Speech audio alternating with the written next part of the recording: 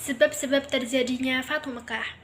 Tidak lama setelah perjanjian Hudaybiyah, suku Bani Bakar menyatakan diri kesetiaannya kepada kafir Quraisy dan suku Khuza'ah menyatakan diri bergabung dengan kaum muslimin di Madinah. 2 tahun setelah itu, suku Bani Bakar dibantu kafir Quraisy melakukan serangan dan pembantaian kepada suku Khuza'ah. Peristiwa ini jelas menodai perjanjian yang telah disepakati bersama. Untuk itu, sekitar 40 orang perwakilan suku Khuza'ah mengadukan peristiwa tersebut kepada Rasulullah SAW dan meminta bantuan pasukan yang menyerang Bani Bakar. Tetapi permohonan ini tidak begitu saja disetujui oleh Rasulullah SAW dan meminta mereka menunggu saat yang tepat untuk menyelesaikan persoalan tersebut.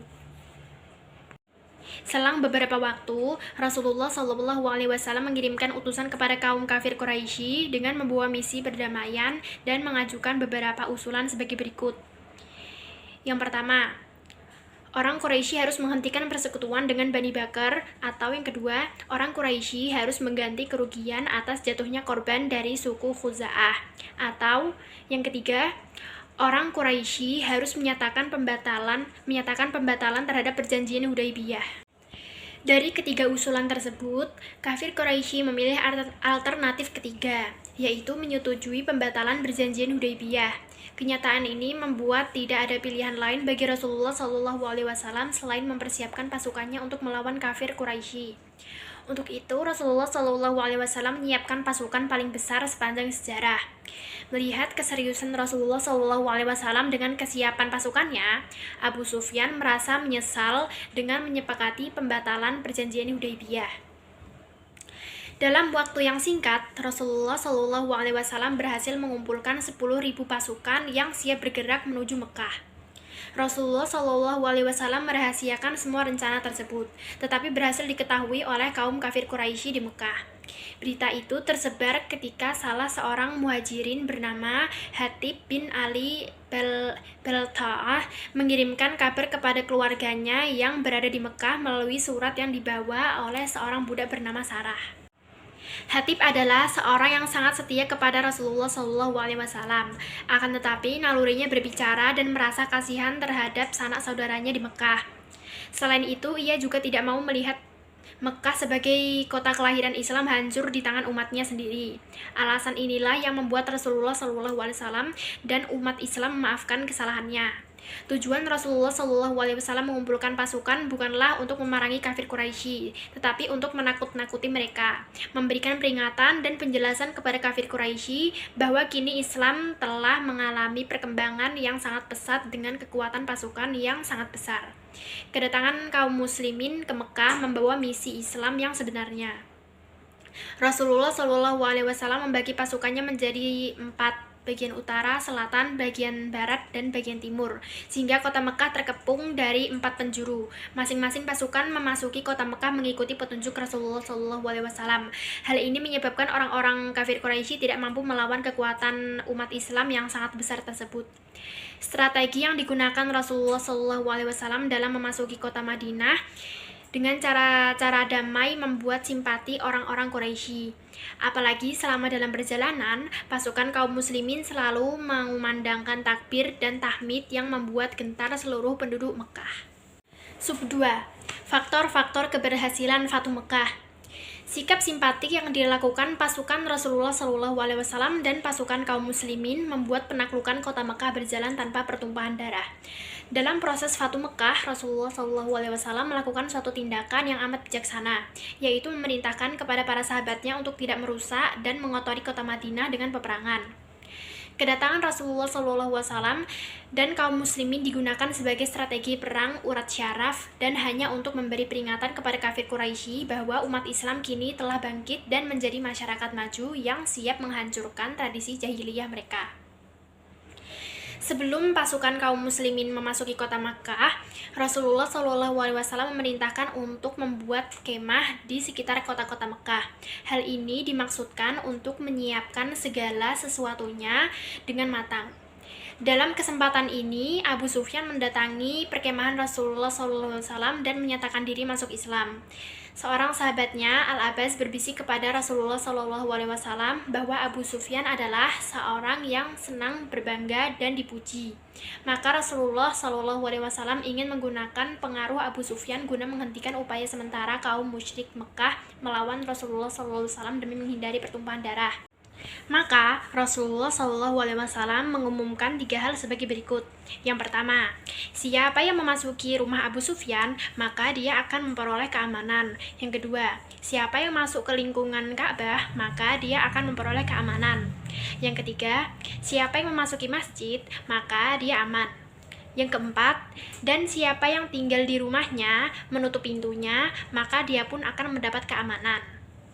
Melihat jumlah kaum muslimin yang demikian banyak dengan diiringi suara takbir, orang-orang kafir Quraisy tidak mampu berbuat apa-apa.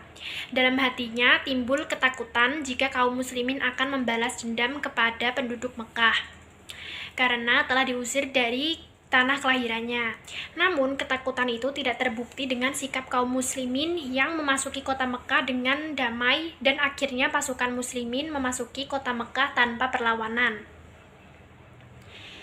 Dengan memakai sorban berwarna hitam tanpa berpakaian ihram, Rasulullah SAW bertawaf dengan menaiki unta beliau. Ketika itu beliau tidak memaksakan diri untuk mencium Hajar Aswad karena yang bertawaf cukup banyak. Tetapi beliau sekedar menunjukkannya dengan menggunakan tongkat beliau. Itu sebagai pengajaran kepada umatnya agar tidak berdesakan apalagi bertengkar dalam upaya mencium Hajar Aswad. Ketika itu, di sekeliling Ka'bah ada sekitar 360 buah patung dan berhala. Rasulullah SAW menusuk patung-patung dan berhala itu dengan tongkat atau panah beliau sehingga berjatuhan menjadi berkeping-keping. Pada saat yang sama beliau membaca Quran Surat Al-Isra ayat 81. Rasulullah SAW enggan memasuki Ka'bah sebelum dibersihkan dari segala bentuk kemusyrikan dan kedurhakaan. Beliau memerintahkan untuk menghancurkan patung atau gambar yang berada di dalam Ka'bah. Setelah dibersihkan, barulah beliau memasukinya bersama Usamah, Bilal, dan Utsman bin Talhah, pemegang kunci Ka'bah. Dalam kesempatan itu, Rasulullah SAW memerintahkan Bilal bin Rabah untuk naik ke atas puncak Ka'bah dan mengumandangkan azan untuk pertama kalinya di Mekah. Setelah penaklukan kota Mekah, manusia berbondong-bondong memeluk Islam. Pada tahun ke-10 Hijriah, Rasulullah SAW melaksanakan ibadah haji, dan itulah satu-satunya ibadah haji yang dilakukan beliau bersama 100.000 orang. Amnesti yang dianugerahkan Rasulullah SAW kepada penduduk Mekah menimbulkan kekhawatiran kaum Ansor yang demikian mencintai Rasulullah SAW. Mereka khawatir jangan sampai beliau enggan kembali ke Madinah.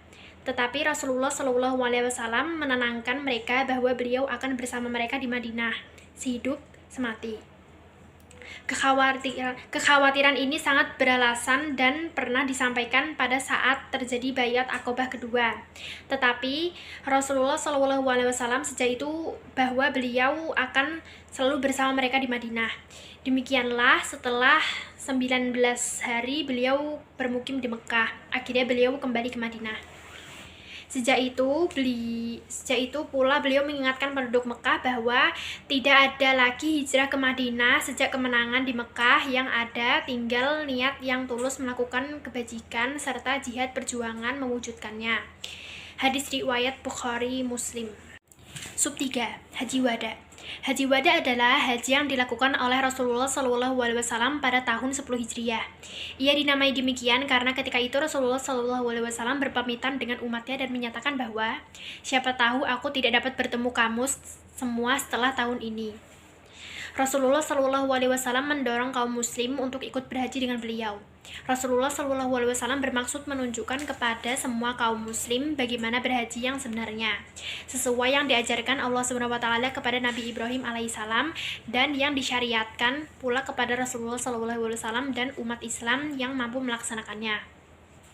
Ajakan Rasulullah SAW disambut antusias oleh seluruh kaum muslim yang selama ini sudah memendam rindu dengan Ka'bah. Maka berdatanganlah kaum muslim dari seluruh penjuru hingga berkumpul 100.000 jemaah menuju Baitullah memenuhi panggilan Allah. Pada hari Sabtu tanggal 25 Zulqaidah tahun 10 Hijriah, setelah sholat zuhur 4 rakaat di Masjid Nabawi dan menyampaikan beberapa tuntunan berkaitan dengan ibadah haji, Rasulullah SAW beserta rombongan berangkat menuju Zil Al-Hulaifah yang merupakan mikot penduduk Madinah. Pada hari ke-8 bulan Zulhijjah, yaitu bertepatan dengan hari Tarwiyah, beliau berangkat menuju Mina dan sholat 5 waktu di sana. Pada paginya, beliau menetap sebentar sampai matahari terbit. Kemudian melanjutkan perjalanan hingga sampai di Arafah dan menemukan tanda telah terpasang di Namirah. Di perut lembah itu, sekitar 144.000 manusia berkumpul di sekitar beliau. Beliau pun bangkit untuk berkhutbah dan menyampaikan beberapa pesan dalam khutbahnya. 1. Janganlah berlaku kasar dan aniaya kalian semua manusia terhadap istri-istri mereka. 2. Jangan menuntut balas pembunuhan di zaman jahiliyah dan jangan riba. 3. Jangan pula saling membunuh dan jangan menjadi kafir sepeninggal beliau dan berpeganganlah pada kitab Allah SWT dan sunnahnya supaya tidak tersesat. 4. Sesungguhnya tidak ada nabi setelahku dan tidak ada umat baru setelah kalian. 5. Hendaknya semua kaum muslimin saling bersaudara. Tiada kelebihan suatu kaum dengan kaum lainnya kecuali ketakwaannya. 6. Tunaikanlah zakat kalian dengan lapang dada. 7. Berhajilah kalian ke Baitullah. 8. Patuhilah pemimpin-pemimpin kalian, niscaya kalian masuk surga. Haji Rasulullah SAW ini selain dikenal dengan nama Haji Wada, dinamai juga beberapa nama lainnya, antara lain 1. Hajat al-Islam, karena ini adalah Haji Rasulullah SAW yang pertama dan terakhir sesuai dengan tuntunan Islam, sebagaimana haji itu juga menjadi rujukan kaum muslim dalam pelaksanaan ibadah haji, yang sedikit atau banyak berbeda dengan haji kaum musyrik. 2. Hajat al-Balagh atau haji penyampaian, karena dalam khutbah Rasulullah SAW ketika itu salah satu yang beliau tanyakan kepada jamaah adalah, apakah aku telah menyampaikan, yakni ajaran agama Islam. Jawaban ini beliau inginkan agar menjadi saksi di hari kemudian bahwa memang beliau telah menyampaikan ajaran. Secara khusus pada haji ini Rasulullah SAW menyampaikan kepada umat Islam rincian ibadah haji secara lisan dan praktek. 3. Hajat at-Tamam atau haji kesempurnaan, karena pada hari Arafah saat Rasulullah SAW wukuf, turun penegasan Allah SWT tentang kesempurnaan agama dan kecukupan nikmatnya melalui firman-Nya dalam surat Al-Maidah ayat 3.